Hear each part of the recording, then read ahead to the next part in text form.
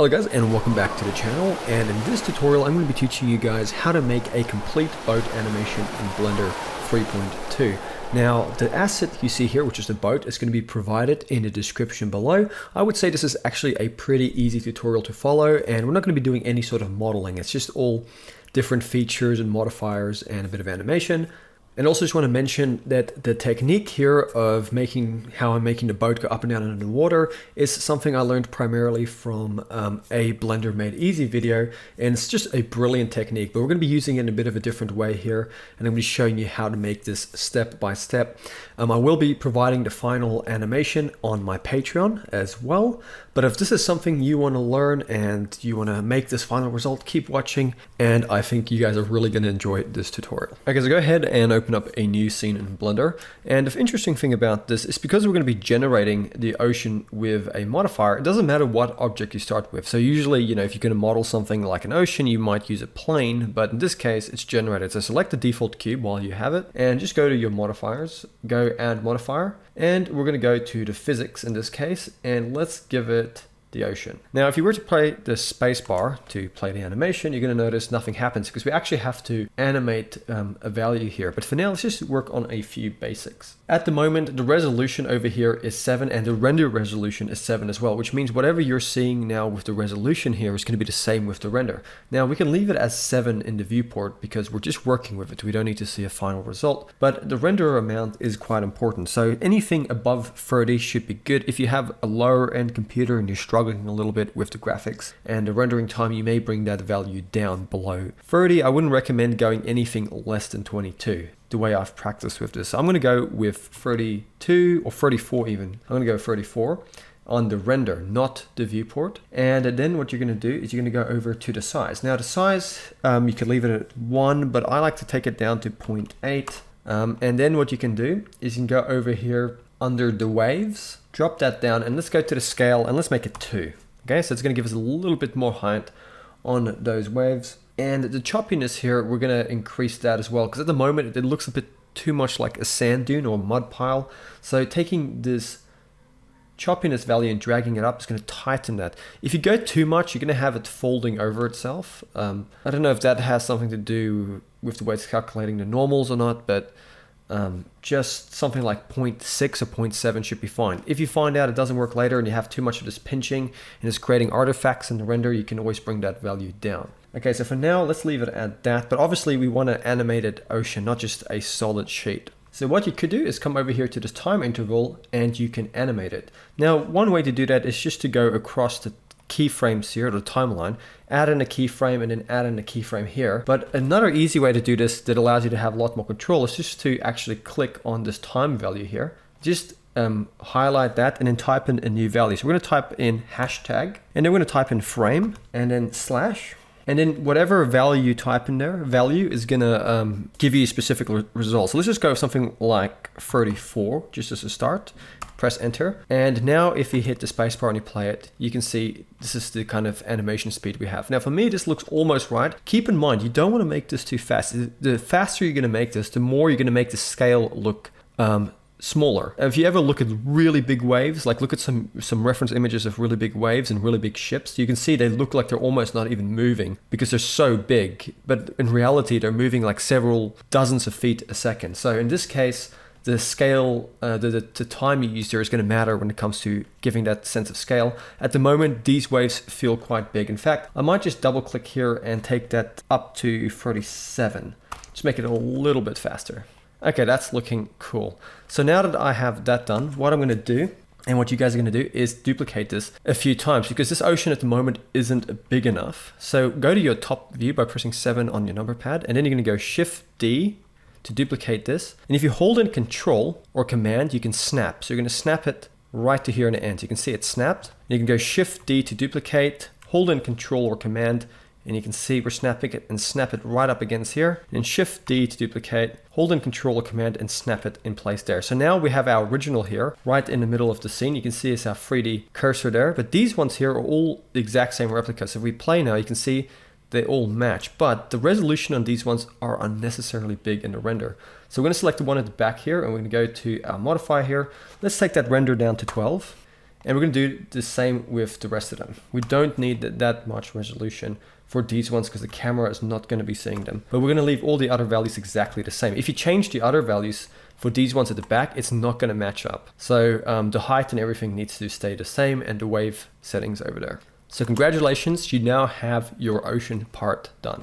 Okay, so now we actually need to make our camera move up and down, because at the moment, if we went into the camera view by pressing 0 and we press the space bar, you're going to see the camera is just standing stationary, like it's almost on the ground or something solid, while we see the ocean moving. And we want to have that feeling of being on the ocean with the camera. So first of all, let's just grab our camera, double tap R and just rotate it up so we can see the horizon like that. That's a lot better. And now what we can do is we're going to go Shift A, go to our mesh options, let's just add in a grid. Go to the add grid settings here. Let's just make it 4 at the top on the X and 4 on the Y. So now we have a grid here. And what we're going to do is we're going to give this one a shrink wrap modifier under the modifiers. Click on the eyedropper and then select the ocean that it's sitting on.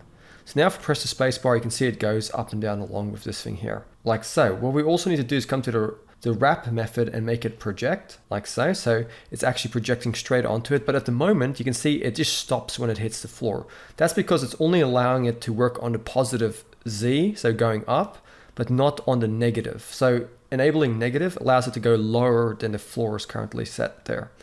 See that? And the same works the other way around. If positive is not ticked, it'll go into the negative, but it won't go into the positive Z over there. So that's what that's all about, so you understand that. So now we have this projected onto here with the shrink wrap going up and down.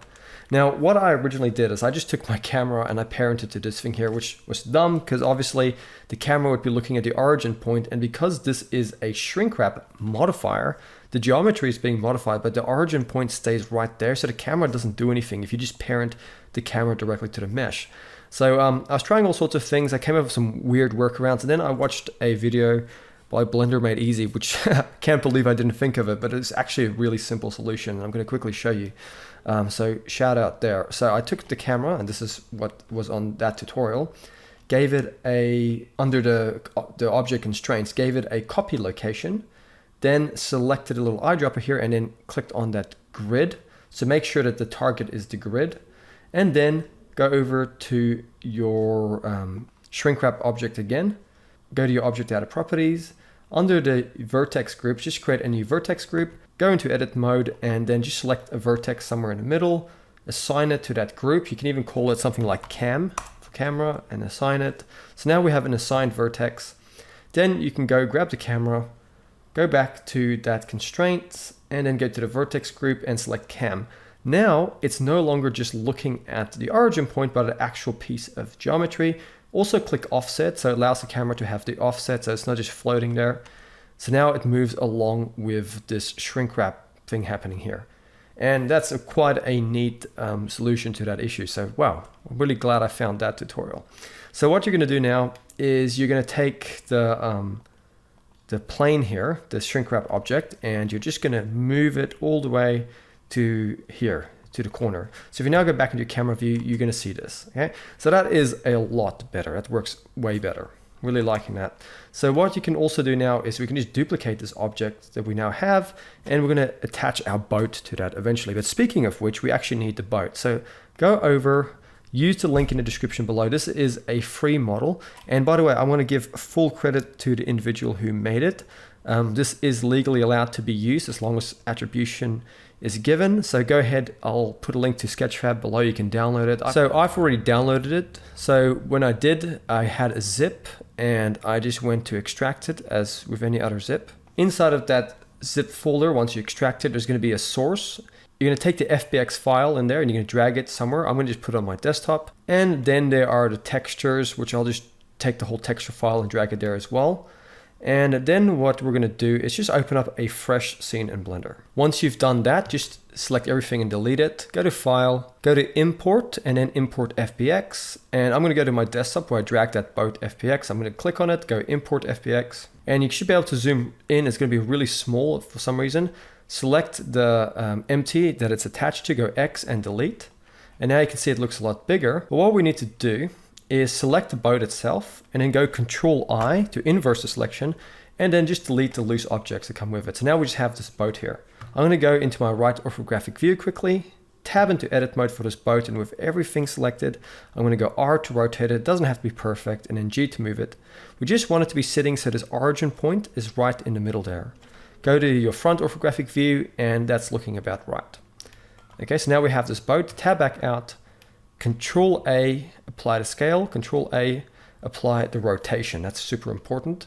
And now we have a boat model. If you press Z and you go material preview, you should see that it has its textures packed in.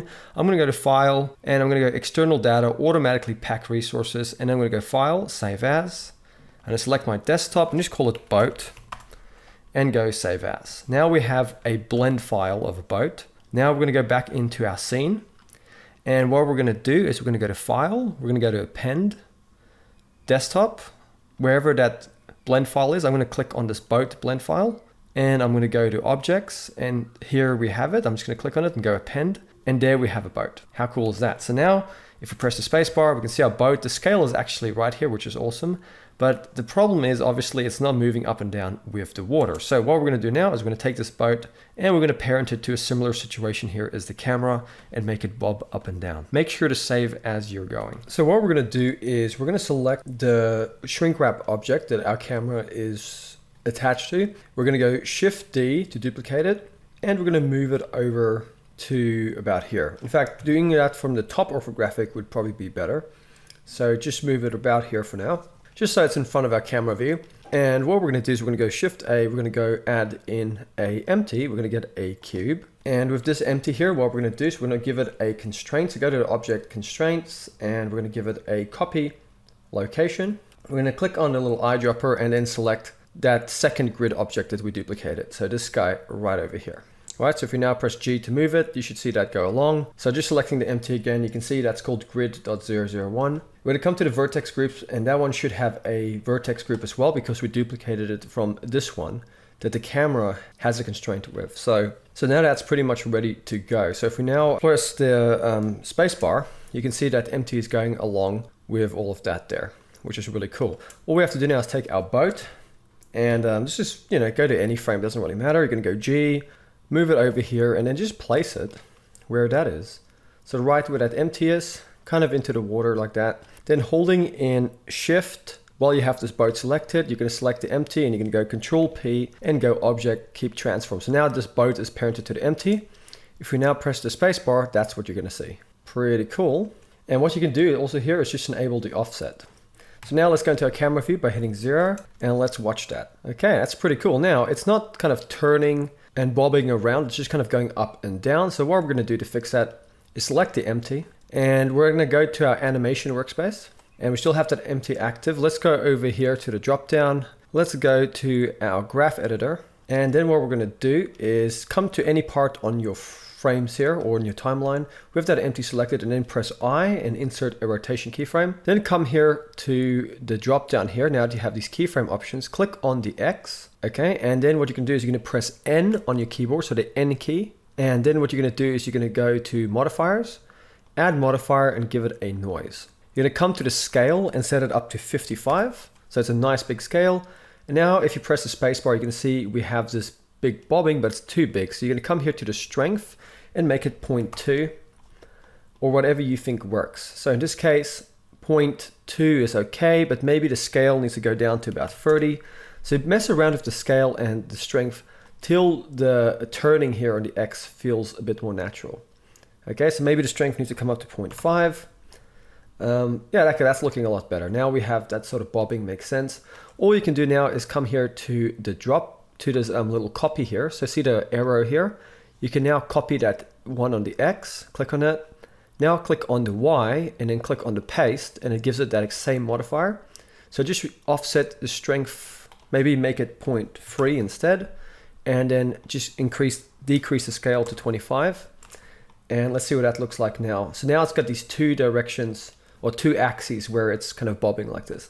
And for now, that looks pretty good. I'm going to go with that. There's no need to do the X rotation because we don't need it to be bobbing this way like on the X. So let's go back to our layout, and there we have the boat. So now all you have to do is select this object that is shrink wrapped and the boat is parented to with the empty, and move it anywhere in your scene. And you can also grab the one that your camera is parented to and move that anywhere in your scene. You can grab your camera, rotate it. What I'm going to do is with my camera selected, I'm going to go to my camera settings and I'm going to make the focal length 95. And I'm just going to double tap R of the camera selected to rotate it, tilt it up a little bit and just move it back. This is completely up to you. I'm not going to get too into the camera settings here. You can mess around with different focal lengths. But in my case, I probably don't want to go under the water. So I'm just going to bring it up, make sure there's no waves intersecting. But there you go. You can see now the boat is bobbing around. We can see the horizon and the camera is over there. You can, if you think that focal length is too much, you can bring it down. I just like that nice wide focal length. So now we have that all done. Make sure to save as you go. What we're going to do next is the fun part. We're going to add some materials, some lights. I'm going to show you how to render this out as a final animation and do a little bit of compositing as well. Okay, so before we go any further, you're going to want some nice lighting. A HDRI is going to work really good for that. So I'm going to use this one here, which I found on Polyhaven. It's free. You don't even have to create an account. You can use it for anything you want, even commercial. So go up here and you can come to whatever option. You can go, I'm going to go with 2K, but you can go much higher and then go download and then download the file. I've already done that. And I just dragged that downloaded file to my desktop. So it's just called Cedar Bridge. And in this case, it's 2K. So let's get back into Blender. And what we're going to do, we're going to go to our world environment here. We're going to go to this color tab, click on the little tab here, and let's go give it an environment texture. Click on open and then go find it. In my case, it's on my desktop. It's got the extension EXR. You can go open image. And now if you press, in fact, let's just go to our render settings first and let's just make it cycles, okay? And now if you go Z and you go render, you can see we have this in the scene, but at the moment there's some obvious issues going on here. So one thing I like to do when I'm in camera view, I like to go Control B or Command B and just click and drag over the camera view. And then that just limits the rendering. So if you go Z and then go rendered, it limits it or confines it to the camera here. But at the moment, the HDRI is not looking right. So we're going to cheat a little bit. And I do admit that this is not the most accurate way to work, but it does work for the result we're trying to get. So we're going to go over to our shading workspace. And in our shading workspace here, we're going to go to the object here and make it world instead. Make sure you're in your camera view and then go Z, go rendered. And in my case, I'm also just going to enable my GPU. If you don't have a GPU, that's fine, but I'm going to work with a GPU. And what you're going to do is you're going to go Shift A, search, and type in mapping. Get a mapping node, put it over here, and then plug that into the vector. You're going to go Shift A, search, and get a texture coordinate node. So just type in texture and get a texture coordinate. And what you're going to do is you're going to go to generate it and plug it into the top vector. Okay. You could use the node wrangler and then the shortcut Control T to add it in, but a lot of people get confused when I do that. So I'm just showing you how to add it in manually. And then what you're going to do is you're going to go make sure in your camera view, like I said, you're now going to, while you can see the render here, go to these rotations here, and you're going to rotate it down on the X, like so. And then you're going to rotate it on the Y a little bit, just so you get the clouds at the background there. And then you can also rotate like so. Okay, and you can see where we're going with this. So now you just have that in the background like that. You can always select your camera if you want while you have the camera active, and you can, in your camera view, move it, rotate it, just try different things. But what we want to see in the background is just those skies there. You can always come here and rotate things to get different kinds of lighting. But you get the idea here. So I'm just going to leave it something like that for now. Let's now go over here, change it from world back to object. And now we can work on our materials. So let's just click on the water to start with. And by default, it should have a material because remember, we used the cube, just the default cube, and we gave it a modifier, and the default cube comes with a material. So if it doesn't have a material, you can go ahead and just create a new material. Doesn't matter. As long as you just have a material added to that plane or that ocean, we can come over here, just call it ocean, and let's do a few simple things here with the nodes to make it look like water. Make sure to save as you go as well. Okay, so now that we have this ocean material here, by default, we just have the principled shader. What we're going to do is we're going to go down and make this transmissive. So we're going to go to the transmission here, drag that all the way up to 1. By the way, we are working in cycles, so these are cycles materials. And we're now going to go to our roughness and drag that almost all the way down to 0. So if we now go Z and we go rendered, we're going to see we have the water. In fact, let's just bring that roughness down even more. Now we're going to do something here which is a little bit of cheating, because water doesn't have a color, it just picks up the environment, but we're going to come here to the base color anyway and kind of make it like a grayish blue like that. Okay, and what we're going to do as well, just grab these other objects. You can hold in shift with them all selected, and then lastly, while you're still holding shift, select the one that has the material, go Control L and just link the materials. Now I could have just left it as it is originally. I just created a new material as an example. That's why these other ones didn't have it. Nevertheless, just make sure that all of these share the same material. Now you could anytime change back to your world, and then with the environment here, remember we added in the mapping, you can come here to the Z rotation and rotate things to make it look a little bit different with the lighting. Okay, so that looks pretty cool there. Try out different things, that's all fine. But I'm going to go back to the object, and now I'm going to grab the water here. And one of the things that's really going to make this look a little bit more scaled is adding some small ripples. So what I did is I went Shift A, I went search and typed in noise, and I got a noise texture. And then I went Shift A, search, and I got a color ramp. And I took the factor, plugged it into the factor here of the color ramp, Shift A, search, and I got a bump. And then I took that bump, placed it down here, and I took that color from the color ramp and plugged it into the height. And now I had this system here that I could take and plug into the normal of the principal. And you can see now here we have this noise. You can come to the strength and make it 0.1 or something really small. And you can mess around here with these values. You can tighten them up or bring them closer or further apart to add more definition to the water. But you can also Shift A, search, get a mapping, plug that into the vector here, and also Shift A, search, and get a texture, and go down and get a texture coordinate. And then just make it object and plug it into the vector of the mapping here. And then you can come here and you can just hold in, click with your left button, hold it in and drag down to select all of these options. And you can change the scale. For me, I'm just going to make it 0.8, and that's fine. But the strength here as well, you can make it even lower, so 0.07, for example. You don't have to go overboard with that, but also just these value sliders here.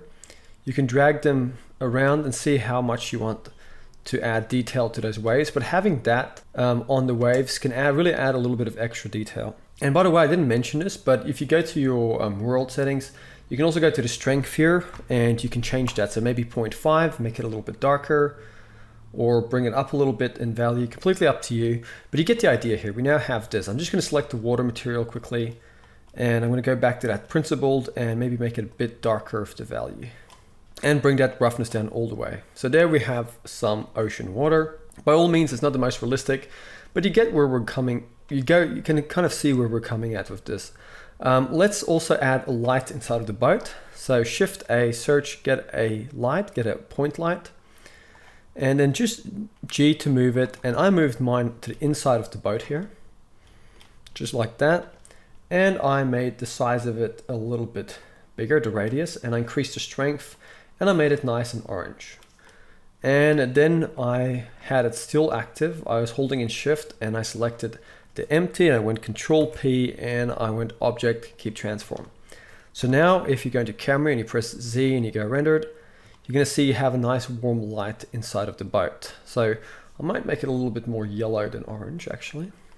But yeah, that little detail there adds some warmth to it. And by no means, we haven't even touched the materials on the boat, and we're not going to, but we can get away with that for this. And one more thing I'm going to do is go to the render settings, and I'm just going to go down and I'm going to enable motion blur, come to the drop down, and I'm going to drag that value up to about 0.8 or 0.9 just to give us some motion blur. And now what we're going to do is going to go back to our layout, and let's just drag through here till we get something that looks kind of cool. I might just select the camera actually and go to my camera settings and make the focal length 58 and just bring the camera in closer. Like I said, completely up to you how you want to go about doing this, but let's just see what it looks like. Okay, cool. And by the way, just before we do a test render, just quickly select that empty, go back to the animation, and remember we earlier gave it that noise onto different axes. Let's just go and copy one of those, right? We have the empty selected, and then let's just click on the camera, and let's just anywhere in here, just go I and insert a rotation. And let's just come here to the drop down, click on any one of these X or Y, either one of those, and just come here and paste it in. And now at least we have a little bit of noise on the camera as well. So I might go to the Y, paste it in as well. So now we have a little bit of random rotation on the camera as well. And you can mess around with that. I'm not going to do that too much right now. But you can kind of see where we're coming at here. And also, we don't want to see these in the final render. So you can select those shrink wrap objects and just go to the object data properties, go down to visibility and turn those off for the render. Okay, so now let's go over to render image and see what this looks like. And there you can see this is what we're having at the moment. Now, at the moment, the sample rate is set to over 4,000, so it's gonna take forever. So I'm just gonna escape here and not render all the way through. And I'm just gonna go to my render settings and make sure under the render to bring that down to 100 samples, because we do have denoising enabled, should be fine. Go back to the layout, and now I'm just gonna quickly try that again. Just get a different position here. I'm gonna go render image and have a look at that. Okay, so that's done rendering in a few seconds, and it's also added the denoising. And we've got that little bit of motion blur here, which looks really cool. And there you have it. So this didn't take long at all, and you can already see the results look pretty okay. But one thing we can do is close this and then go over to our compositing. And if you click here on use nodes, you're gonna see we now have these nodes. And if you wanna see that render we just did, what you can do is you can go Shift A, search, and get a viewer node. So type in view, grab the viewer, take the image and plug it into the image here. And now you should see the image in the back. And if you press V, you can zoom out. If you press Alt and V, you can zoom in. So you get the idea. So just zoom out a little bit. And we're gonna go Shift A, search, and type in lens. Get a lens distortion, and then put it on the top cable. Then take that image, plug it into the image of the viewer. And now both of these are going through here. The viewer just allows us to see the result in real time, and the composite is what you're gonna render out if you save the image. So we're gonna go now and come here to the distort and make it 0.05. And we're gonna come to the dispersion and make it 0.03. And then you can also enable jitter if you wanted to have a little bit of noise. I don't really like the way Blender does it. You can do that in After Effects with much more control. I'm just gonna get rid of that, and I'm gonna go fit. And now it kind of fits that. And that sort of distortion and that dispersion kind of makes it look like it was shot with a camera. It just adds a little bit more realism, and I think it's pretty cool. But definitely, if you wanted more control of this, you could definitely take it into something like After Effects or even Hit Film Express if you wanted to do it on a budget. We're then gonna go Shift A, search, and type in RGB. And we're gonna go RGB curves. Put it in the top cable once again, and then feed that image into the viewer. So now the lens distortion is going into the curves here. And what we're gonna do, we're gonna just come to the first one here. We're gonna click at the top to add in a handle, drag it up slightly. Click on the bottom here to add in a handle and drag it down. And we're making a little bit of an S curve. And that's just gonna give us a little bit more contrast. This is quite a common trick. And it just makes something look like it has a bit more depth than it actually has. So you can see the effect we get there. And then one thing I do with mine is I like to go to the blue, and I'm going to add a handle there and just slightly bring that down like so. And then go to the red channel, click in the middle here, and then just slightly bring that up. And that sort of warms things up a little bit, kind of like in a way that I just find visually pleasing along with the blue and the gray. I am going to be adding this final blend file to my Patreon. You can check that out in the description below. But yeah, that's been it. Let's go back to our layout. And what you can do now is go out to your output, click on this folder, go to your desktop, wherever you want to render it out to, click accept. Now, if you have a very slow computer and it could crash, make sure the file is set to PNG and then just render out a whole bunch of sequences to your desktop or wherever. But what I would recommend, if you actually want to render it out straight as a video, I'm going to go and change it to FFmpeg video. And then I'm going to go to the encoding, and I'm going to make the container an MP4 peg. And then I'm going to go to render and render animation, and it's going to render it out to this destination, which is the desktop. So I'll show you what that looks like when I'm done, and that'll conclude the tutorial. Oh yeah, and I should probably mention this. If you went with the PNG sequences, you obviously have to compile those sequences into a final video. I thought that might be common sense, but some people might be new and not know about that. So that's a completely different thing, and you could find a lot of tutorials on that. But I just went with rendering it out as a video, and here is the result.